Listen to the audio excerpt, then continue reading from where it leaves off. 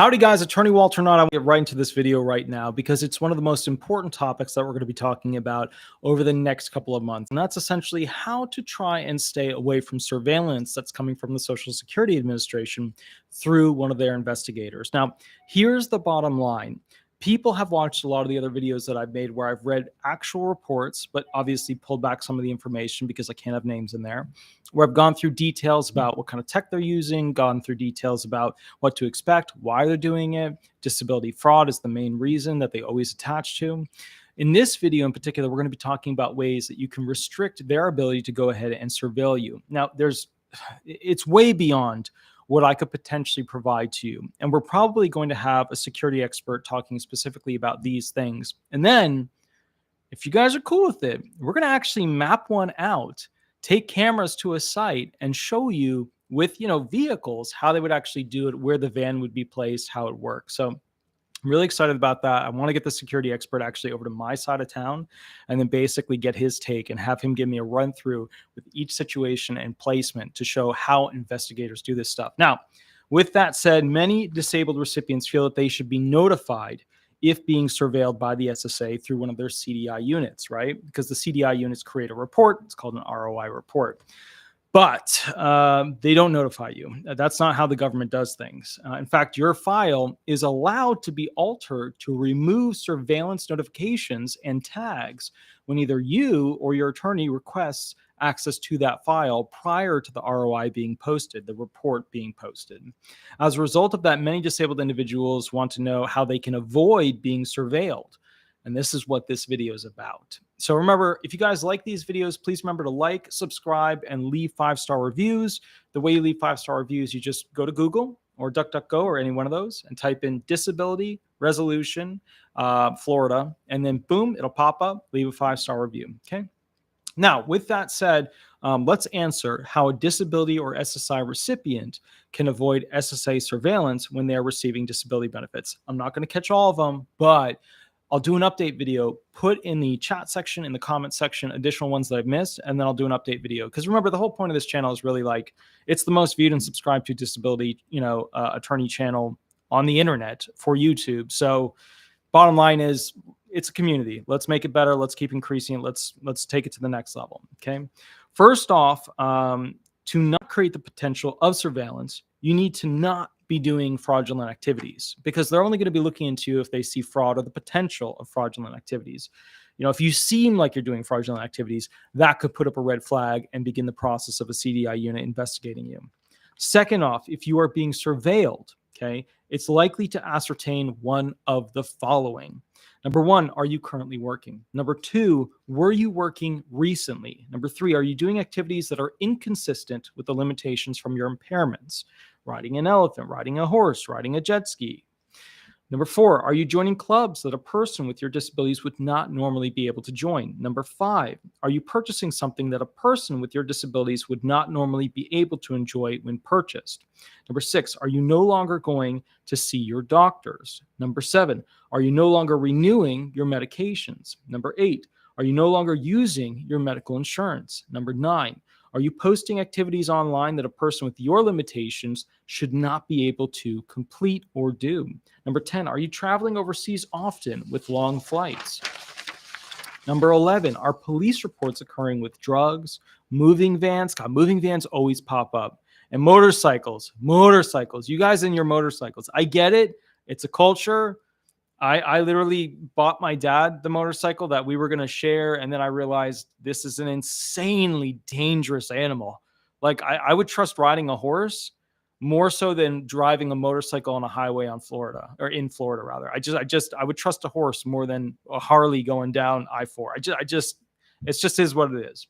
And any other details that are inconsistent with your impairments, anything at all that you could be doing, posting or showing that would be inconsistent with your abilities. If you've got a spine injury, running on a track, if you've got a mental disorder, being at a bar, going crazy and having fun with others, inconsistent, right? Third off, you have to consider your weaknesses, right? The weaknesses that they're going to exploit to go ahead and show that you are not the disabled person that what you claim you are. Number one, Use a cell phone where your conversations can be purchased. Try using Signal. It's an app that allows you to communicate with others, being able to purchase those communications. So the FBI, CIA, police, sheriffs, they can't buy what's on Signal. So the bottom line is I use Signal for some stuff, but that's essentially, and I don't use it much. I should use it more, but that's what you should be using. Number two, use internet searching browsers like Brave. It's an alternative to Chrome, Safari, and Firefox because every time you search something, the government has access with a proper warrant to be able to download and see what you were looking at. Number three, including the items you purchased. So if you're purchasing running shoes, guess what? Number three, use search engines that hide your searches like DuckDuckGo. Okay, very simple. They just hide who you are. You're anonymous. Number four, use fake names when you join clubs, if you can. Number five, use cash for any items that are questionable. It's your life. You deserve anonymity, right? Number six, keep your medications being prescribed and being purchased on time. The doctors will get notices when you have stopped requesting the medications.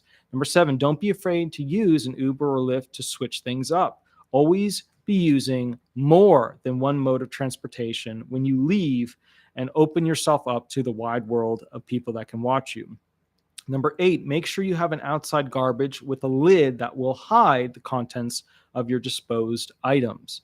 Because usually with these CDIs, with these investigators, they're not going through your trash. They're not following it to the dump. Okay.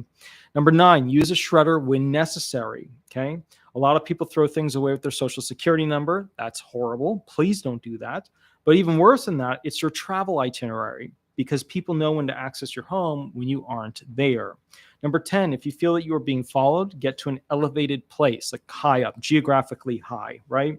The low ground requires someone to look up, but when you look down, you will see them waiting around and periodically looking up. That's like the number one thing they teach you is that if you're being followed, you get up to a high location, get a couple floors up, watch the stairs, watch the windows, look.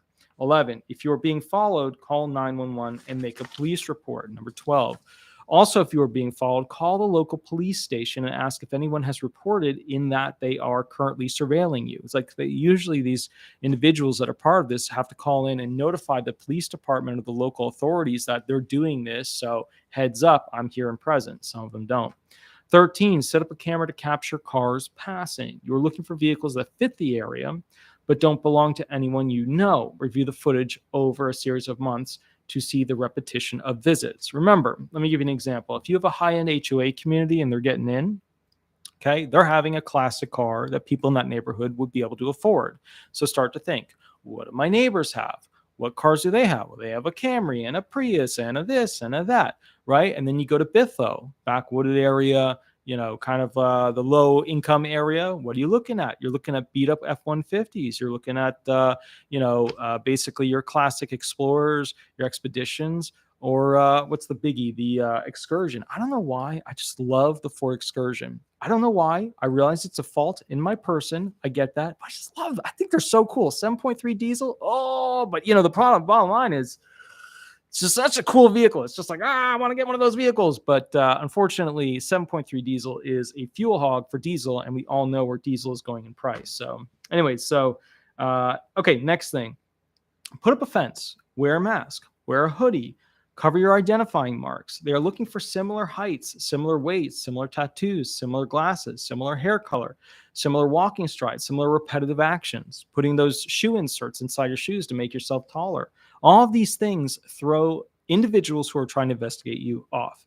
And you have a right to conceal your identity from those that you don't know who are investigating you. You do. You absolutely do. Covering these things or reducing the likelihood of their cameras to access your routine are helpful. For example, getting into your car while it is still in the garage, then opening the door and then basically driving off is a good way to go ahead and leave your home if you have a garage. Having your windows tinted to reduce visibility, a good idea, along with taking different routes will cause the investigators' hunt to be less likely to succeed with strong continuity notes. Because remember, they're looking for continuity. They're looking for, I saw the person here, I knew it was them. I saw the person here, I knew it was them. They have to make these little bullet points in the report to show continuity of record. Number 15, if you're worried about being followed using delivery apps, it's a good idea. If you're worried about being followed, try and use delivery apps where people deliver things to you. So like groceries, food, etc. It's a good idea. However, they are expensive and becoming even more expensive. In the modern economy over the past couple of years, many of the convenience companies like Lyft and Uber and other groups that had a rise to fame, they had to raise their prices as a result of financial mismanagement of the government through resource allocation post-COVID. Now, the result of this is that many disabled who could afford to have their groceries delivered are not able to go ahead and afford those groceries nowadays, which I really got pissed about, because I'm not going into the current governmental model, but this was supposed to be the president of the people, like the itty bitty smallest people on the people tree, right? You know, this was supposed to be that person. And unfortunately, all I'm seeing is that those who have little money, restricted benefits, restricted income, those are the people who are literally like, they can't afford anything. They can't afford to live. They can't afford to buy food like they used to. Their insurance is crushing them. It's a terrible, terrible situation. I'm hopeful that the market will readjust, but at the same time, due to the cost of personnel, transportation, fuel, and insurance, it may be unlikely that normal prices ever return, thereby depleting the convenience company market. Nonetheless, by following these methods, you increase your chances of basically not allowing negative verbiage to be put into an ROI CDR CDI report. ROI, the report that they create. CDR, the process the SSA uses to go ahead and review you to see if you're still disabled. CDI, the group that sends out investigators to go ahead and review you. ROI CDI CDR report. That could potentially cause you to lose your benefits, right? Because it all comes down to language of what they put in there that the judge will use to adjudicate whether or not you are still disabled. Number 16, we have answered today how to avoid surveillance and how to reduce the likelihood of getting negative statements about you put into a federal report that exists for the rest of the time, you know, that you're alive. And that problem with that report is that it can remove your benefits that you're super reliant on to be able to get through your daily, monthly expenditures. Now, this is not an exhaustive list. So like I said at the very beginning of the video, if you guys can think of additional ones, please put them into the chat or comment section.